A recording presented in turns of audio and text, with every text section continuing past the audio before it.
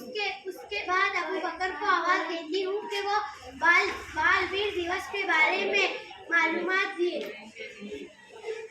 बालवीर दिवस is celebrated on 26 December. It remembers the bravery of Sahibzada Zorawar Singh and Sahibzada Fateh Singh. They did not give up their values. They teach children courage and trust. Rick, let's go. आज बालवीर दिवस के मौके पर अबू बकर को स्वागत करते हैं।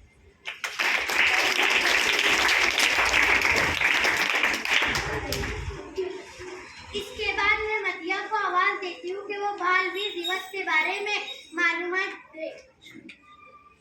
बालवीर दिवस हर साल 26 दिसंबर को मनाया जाता है। ये दिन साहबजादा जोरावर सिंह और साहबजादा फतेह सिंह की बहादुरी, कुर्बानी और हौसले की याद में मनाया जाता है। ये दोनों सच्चाई पर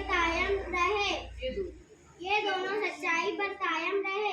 बालवीर दिवस बच्चों को हिम्मत, सच्चाई, ईमानदारी और अच्छे इक़्तिदार का पैगाम देता है। ये दिन हमें सिखाता है कि उम्र छोटी हो सकती है लेकिन हौसला और किरदार बहुत बड़ा होता है। Very good.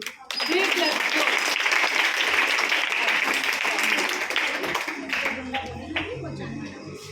बालवीर दिवस के मौके पर मदिया को स्वागत करते हैं। Rick, let's go.